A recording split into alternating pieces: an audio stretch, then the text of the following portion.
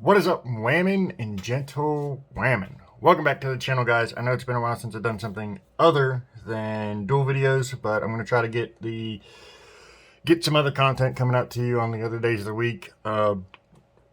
Wednesdays and Fridays are going to be the dual video days, and then I'll try and fill in the rest of the week with other content. Probably at least 2 other videos a week besides dual videos. I'm going to try to start doing better. It's a growing process. I'm still learning and trying to manage my time to get you guys the content you're wanting. But without further ado, this is the deck I took to the second tournament at Locals last week. It is Phantom Knights. It's a interesting build. We've got a case tournament coming up on the 5th of November that a lot of us from my locals are going to. So this is probably the deck I'm going to play. I'm hopeful to get a Phoenix Enforcer before the tournament starts, but we'll see. If not, we'll run it as we have it. But let's jump into the deck profile. Starting out, we played 2 tour guides as one of our starters. We play a total of 5 generic normal summons, and then we have other normal summons that float into other things. But for the tour guide engine, we play 2 tour guides to summon out Graph, which summons out Seer. And if we open the Seer, we're playing the 1 Scarm. So this line is really, really nice. There's times where you draw the Seer, so even if you don't have the tour guide, you can still go into your Cherubini play with your other starters. If you draw the Seer, you can discard it later in the combo off of Torn Scales to bring back the Cherubini. So like drawing this is like not bad. Drawing this kind of rough, but you kind of can play around it a little bit. So for the situations of where you draw the Seer, you summon the Scarm off a Graph, and then in the end phase you can search a tour guide to have another like starting card next turn, which is really nice. It came up a few times actually, and it was not. I was glad that I had it. Next for our normal summons, we played the 3 Predaplant Orphis Scorpios and the 1 Darling Cobra. The Predaplant engine I was trying to test out for when we get Phoenix Enforcer, because Darling Cobra searches Fusion Destiny, so then you don't have to go into Vert into your combo, because like there's sometimes where you just don't have enough extenders to go Vert and into Dark Rebellion Exceeds Dragon. So you kind of have to pick and choose with which one you're going to go into. So this allows you to not have to pick and choose. Now I played something different for this so I could test like how this line ran, and this was pretty good. Like the deck still does really good. This is still full 1 card, well it's 1.5 card combo, because you have to discard a monster for the Orphoscopio, which kind of sucks, but most of the stuff that you discard with this, or you have in your hand, you don't mind a discard, like monster wise. They normally do something when they're in the graveyard. And then the final normal summon, but it's really a combo piece, and a main essential part of the deck is the Torn Scales. You can pitch this off of the Orphoscopio. You can do so much with like the Phantom Knight cards. They just do so much. Even if they're not normal summon, they just do everything you need. I mean, this is like standard. We played the 3 Boots, 1 Ancient Cloak, 1 Ragged Gloves, and 1 Staingreaves. The reason you play the Staingreaves is it's a searchable extender. That's really it. So like if you open, say, one of these 2 instead of, or if you open Boots, you can search Staingreaves with Ancient Cloak instead of searching the Boots, since you already have one. Or if you open, say, the Ragged Gloves and you need a way to get this to the grave, you can send this, or if you open this, you can send this to the graveyard off a Rusty or something, banish it, and summon one of these 2 from the hand.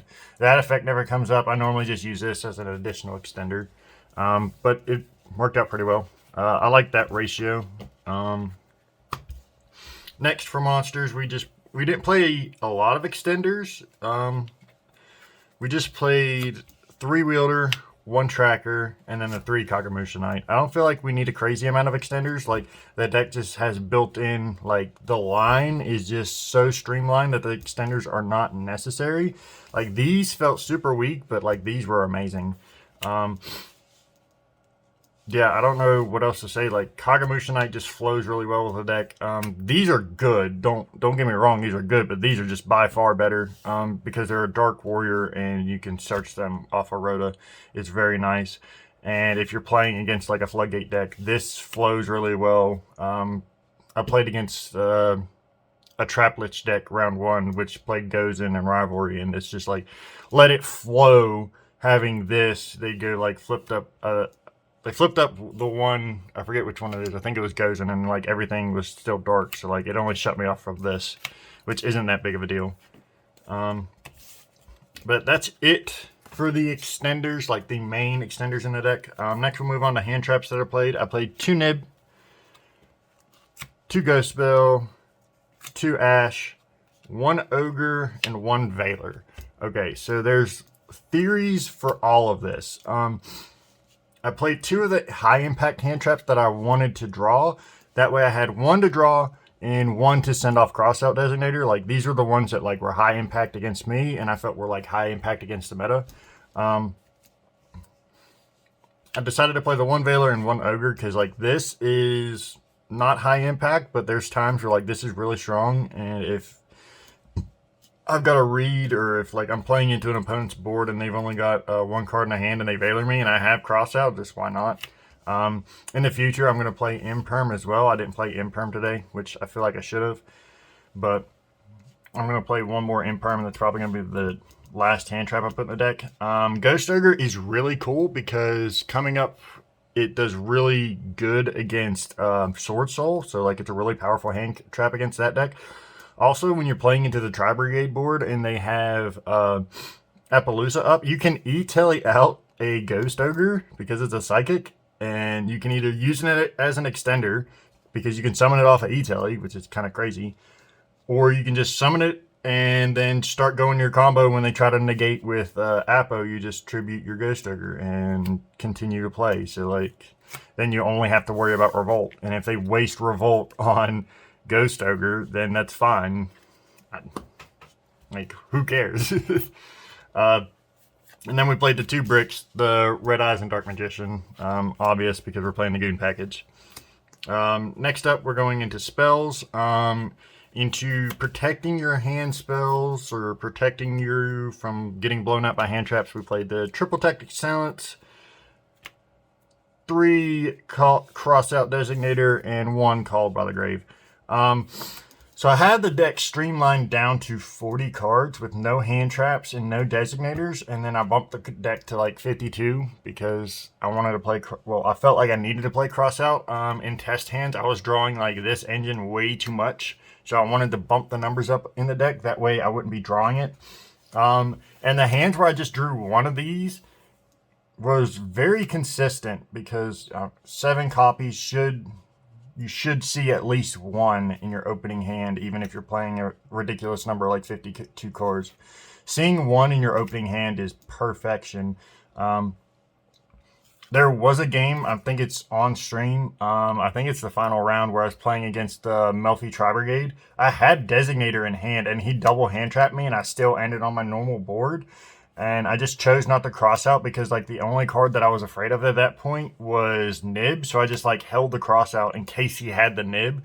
Whereas I could have had a bigger board if I would have crossed out the Ash. But like there's times where you just like don't Designator and you just hold it. Like it feels really bad to just have this and watch your opponent hand trap you. But if you can play through the hand trap, sometimes it's better to just hold it and wait for the more impactful hand trap.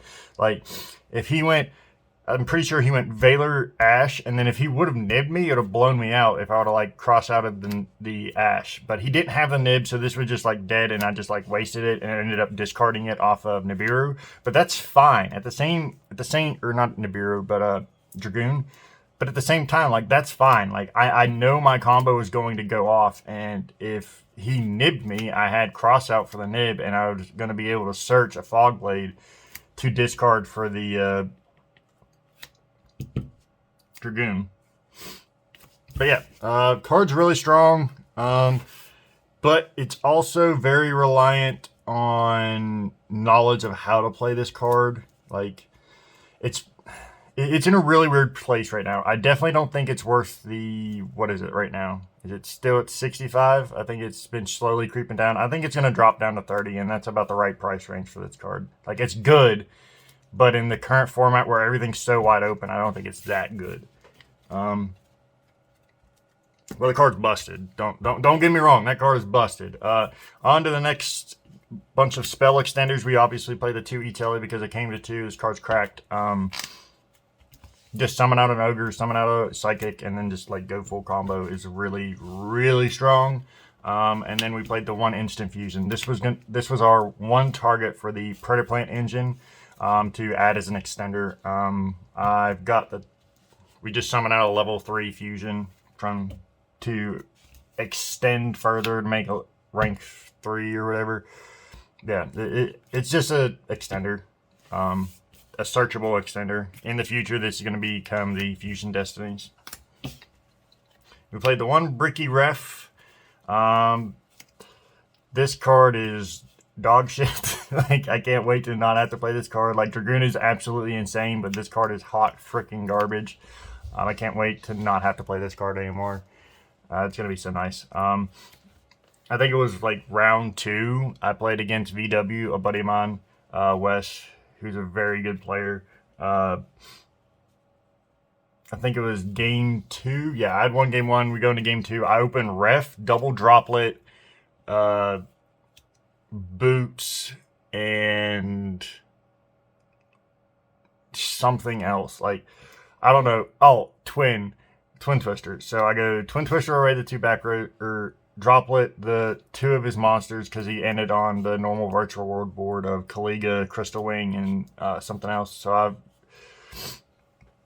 I dropleted the 2 monsters and then left the Kaliga because don't care about Kaliga. And then was like activate Ref, and I was like, I just like I thought I played myself. I just like activate Ref, win the game. He's like ass. I was like, well, fuck, I lose game 3.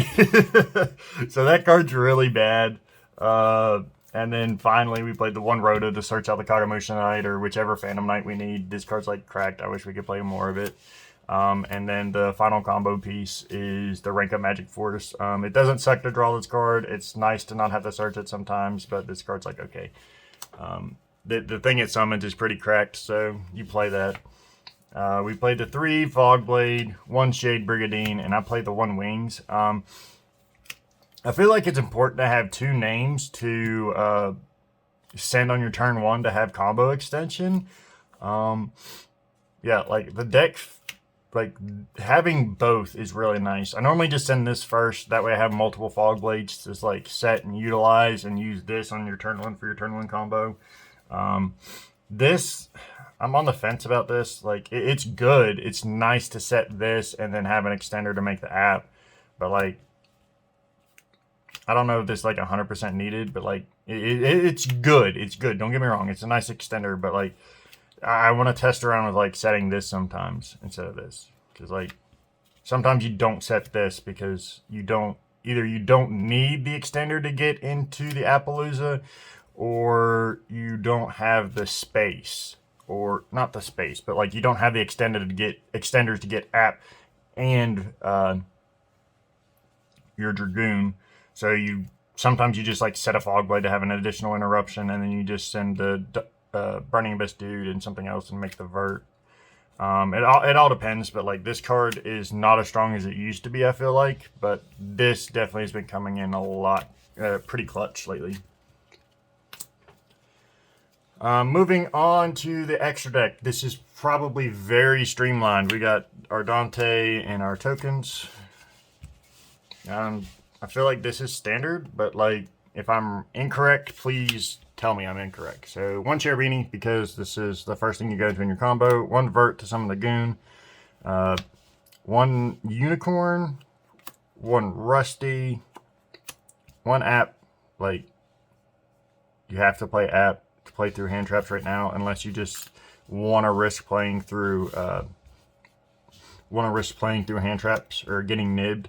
Once you get to where you have Cherubini and 2 dudes on board, it's like, okay, you nib here, you lose, and if they nib there and you set your graveyard up properly, they still lose.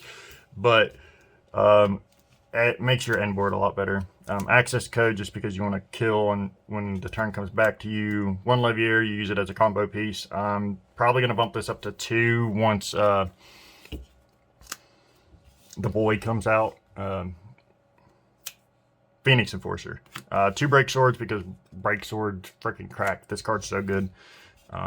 It sets up your whole combo. Like it breaks boards. Like this card just does a lot. It does a lot for the deck. 1 Downerd for the Zeus. 1 Dark Rebellion XYZ Dragon, so that we can make the Dark Requiem XYZ Dragon. This card's insane. You summon it off of the rank up spell. It gives you an additional 3 monster negates, which is nice, and it summons back a break sword. So if you made the break, which you have to make the break sword first to get to this, you can negate a monster effect and then summon it back to his own Rusty Points 2 and pop a card, which is nice. That way you don't have to summon this to the zone Rusty Points 2 when you pop the card. And pop a card then. It gives you the option to wait, since when you negate, you can bring back a dude and then pop. The 1 Zeus, because this card is just cracked. I never summoned it this weekend, but still, like, you have to play this, I feel like. I don't know how many times it's come up, like, other than this weekend, to where just, like, bring back break sword, poke for 2k, overlay a Downerd, make a Zeus, and then have some form of interruption on my opponent's turn. We played the 1 level 3 dude as the extender. He was nice.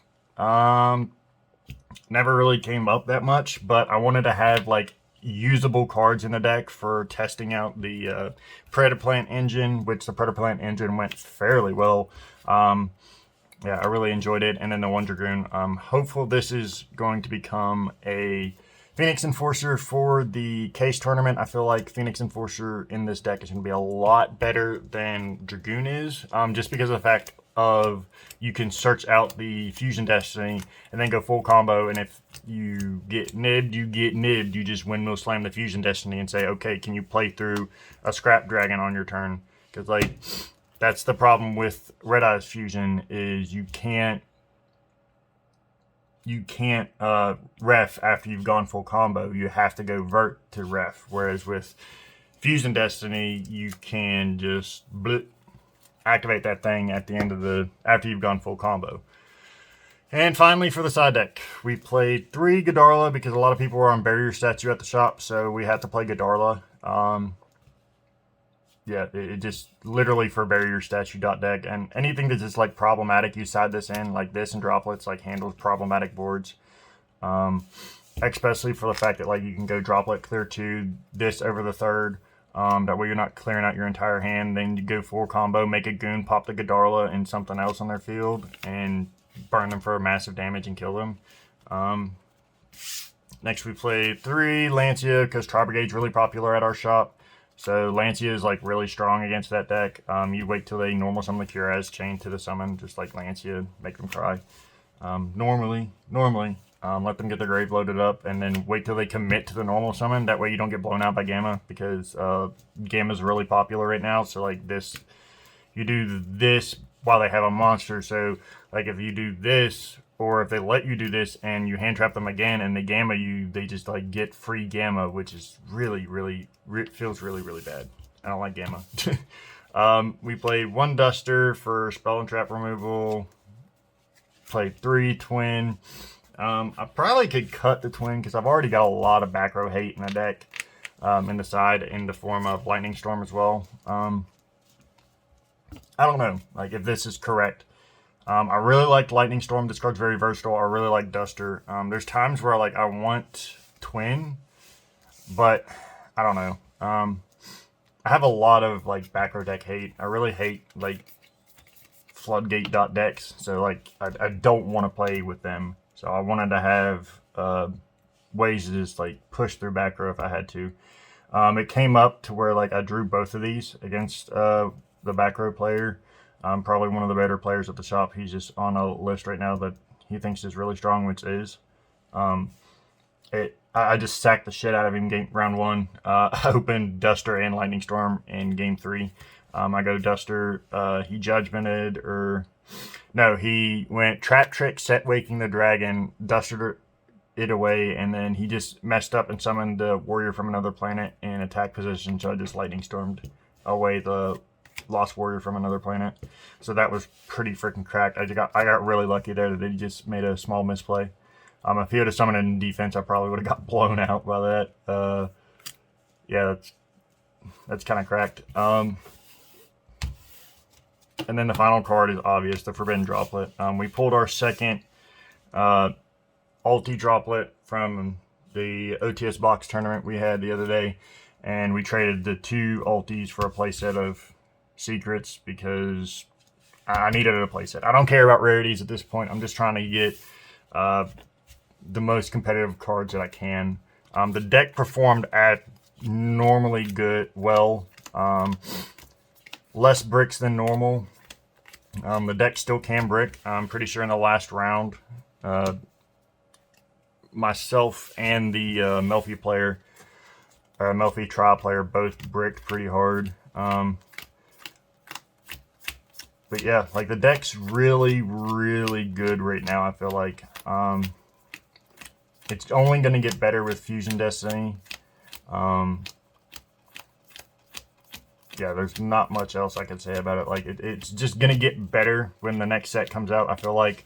I've played around with the idea of playing both Phoenix Enforcer and Dragoon, but I don't know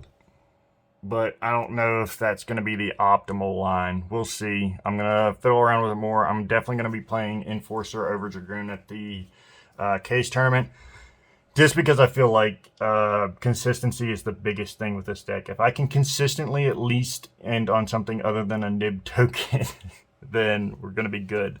But I hope you guys enjoyed the video. If you did, leave a like down below. Any suggestions, please feel free to leave them in the comment section today. If you think I'm trash at the game, please feel free to say that in the comment section. I will be uploading also a combo tutorial on this deck probably tomorrow, when the time that you're seeing this. But that's all I have for you beautiful people today. You guys have a fantastic day.